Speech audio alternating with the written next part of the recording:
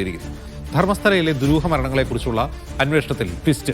വെളിപ്പെടുത്തൽ നടത്തിയ മുൻ ശുചീകരണ തൊഴിലാളിയെ അന്വേഷണ സംഘം അറസ്റ്റ് ചെയ്തു. CN ചിന്നയ്യയാണ് അറസ്റ്റിലായത്. വ്യാജ പരാതി നൽകൽ, അന്വേഷണ സംഘത്തെ തെറ്റിദ്ധരിപ്പിക്കൽ എന്നീ കുറ്റങ്ങൾ ചുമത്തിയാണ് അറസ്റ്റ്. മകളെ കാണാനില്ലെന്ന് പരാതി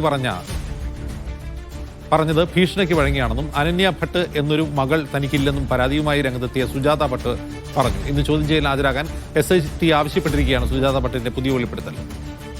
സുനിൽ ഐസക് വിവരം വായിച്ചിരുന്നു. സുനിൽ, വലിയ ട്വിസ്റ്റാണല്ലോ ഉണ്ടായിട്ടുള്ളത്. എന്താണ് നടക്കുന്നത്?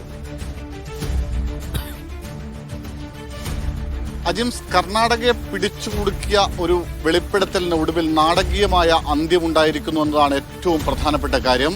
അതായത് ഇത്തരം ഒരു പരാതി നൽകിയ പരാതിക്കാരനായ വെളിപ്പെടുത്തൽ നടത്തിയ CN ചിന്നയ്യ എന്നയാളെ ആ പോലീസ് അറസ്റ്റ് ചെയ്തിരിക്കുന്നു. അല്പസമയം മുമ്പ് ചിന്നയ്യയെ ബെൽത്തങ്ങാടി കോടതിയിൽ ഹാജരാക്കിയിട്ടുണ്ട്. കോടതി ഇയാളെ 14 ദിവസത്തേക്ക് റിമാൻഡ് ചെയ്തിരിക്കുന്നു എന്നാണ് ഏറ്റവും ഒടുവിൽ നമുക്ക് അവിടെ നിന്ന് ലഭിക്കുന്ന വിവരം.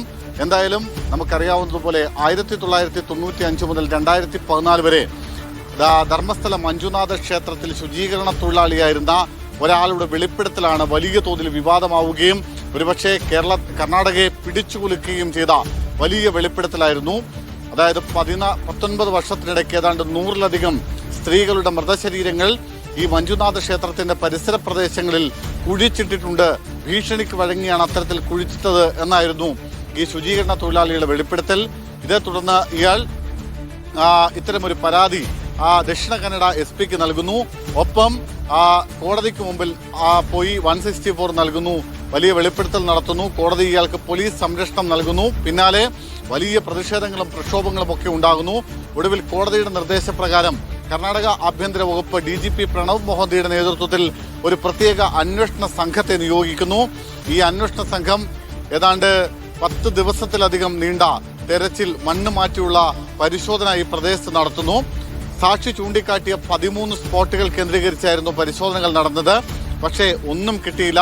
ഒടുവിൽ സാക്ഷിയോട് തന്നെ നിങ്ങൾക്ക് മറ്റെവിടെയെങ്കിലും പരിശോധന നടത്താനുണ്ടോ എന്ന് ചോദിക്കുന്നു.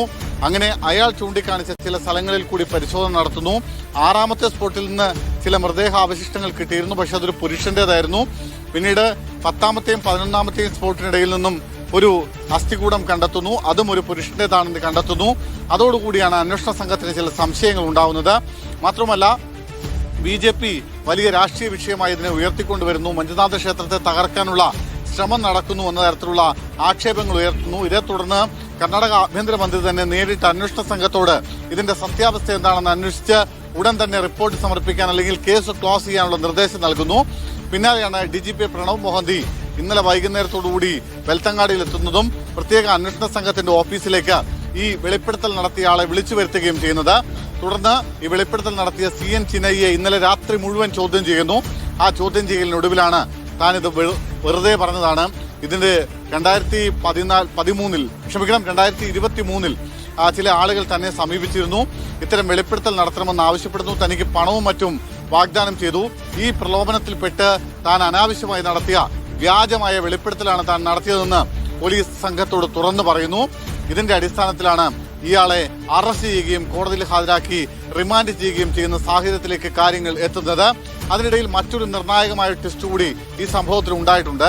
അതായത് 2004 ധർമ്മസ്ഥല ക്ഷേത്രത്തിന് മുന്നിൽ വെച്ച് തന്റെ മകളെ കാണാതായി എന്ന് സുജാത ഭട്ട് എന്ന് പറയുന്ന ഒരു സ്ത്രീ ഒരു പരാതി നൽകിയിരുന്നു. ആ പരാതി വ്യാജമാണെന്ന് അന്വേഷണ സംഘം കണ്ടെത്തിയിട്ടുണ്ട്. അതായത് സുജാത ഭട്ടിന് അനന്യ ഭട്ട് എന്നൊരു മകളില്ല എന്നാണ് അന്വേഷണ സംഘം കണ്ടെത്തിയിരിക്കുന്നത്. മാത്രമല്ല ഇന്നലെ രാത്രി ഒരു ടെലിവിഷൻ ചാനലിനോട്, ഒരു കർണാടക ടെലിവിഷൻ ചാനലിനോട് നടത്തിയ വെളിപ്പെടുത്തലിൽ ഇതൊക്കെ താൻ വെറുതെ പറഞ്ഞതാണ്, മറ്റു ചില സമ്മർദ്ദങ്ങളുടെ ഭാഗമായി താൻ നടത്തിയ വ്യാജ വെളിപ്പെടുത്തലാണ്, തനിക്ക് അങ്ങനെ ഒരു മകളില്ല, അങ്ങനെ ഒരു മകളെ കാണാതായിട്ടില്ല, മാത്രമല്ല തനിക്ക് നേരെ ഏതെങ്കിലും തരത്തിലുള്ള അക്രമങ്ങൾ ഉണ്ടായിട്ടില്ല, തനിക്ക് നേരെ ക്ഷേത്ര ഭാരവാഹികളുടെ ഭാഗത്തു നിന്ന് ഏതെങ്കിലും തരത്തിൽ അക്രമം ഉണ്ടായിട്ടില്ല എന്നുകൂടി അവർ ഒരു സ്വകാര്യ ടെലിവിഷൻ ചാനലിനോട് വെളിപ്പെടുത്തുന്നു. അതിലൊരു നിർണായകമായ കാര്യം, ഇന്ന് ഈ അന്വേഷണ സംഘം ഇവരോട് ചോദ്യം ചെയ്യലിന് ഹാജരാകാൻ ആവശ്യപ്പെട്ടിരുന്നതിന്റെ മുമ്പാണ് ഇത്തരമൊരു വിവാദമായ തുറന്നു പറച്ചിൽ അവരുടെ ഭാഗത്തു നിന്ന് ഉണ്ടായിരിക്കുന്നത് എന്നതുകൂടിയാണ് ഏറ്റവും നിർണായകമായ കാര്യം. മുഴുവൻ വിവാദങ്ങളും അവസാനിച്ചിരിക്കുകയാണ്.